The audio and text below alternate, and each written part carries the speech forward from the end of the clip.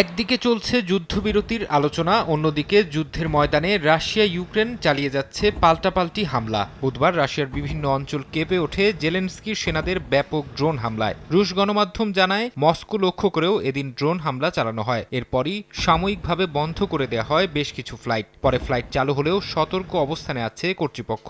রাশিয়ার প্রতিরক্ষা বিভাগ বলছে একদিনে প্রায় ২৫০ ড্রোন ভূপাতিত করেছে তারা। অন্যদিকে ইউক্রেনের দাবি, রাশিয়ার যুদ্ধবিমান ও ক্ষেপণাস্ত্র তৈরির অংশ সরবরাহকারী একটি প্ল্যান্টে তাদের ড্রোন সফলভাবে আঘাত এনেছে।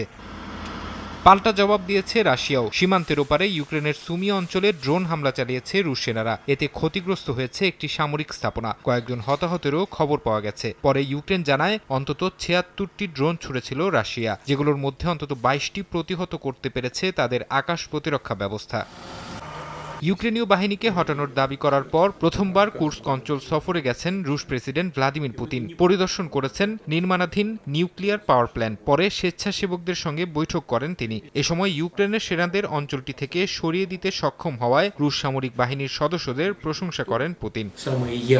যুদ্ধবিরতি নিয়ে পশ্চিমাদের আহ্বানকে কৌশল বলে উড়িয়ে দিয়েছেন রুশ পররাষ্ট্রমন্ত্রী সের্গেই ল্যাভরভ। আর্মেনিয়া সফরে গিয়ে ল্যাভরভ বলেন, ইউরোপ এখন যুদ্ধবিরতির কথা বলছে, শুধু ইউক্রেনকে আরও অস্ত্র যোগানোর সময় করে দিতে। এদিকে ইউক্রেনীয় পররাষ্ট্রমন্ত্রী জানিয়েছেন প্রেসিডেন্ট পুতিনের সঙ্গে সরাসরি আলোচনায় আগ্রহী কিয়েভ। আলোচনার জন্য ভেন্যু ঠিক করার বিষয়েও তারা যে কোনো আহ্বানকে স্বাগত জানায়।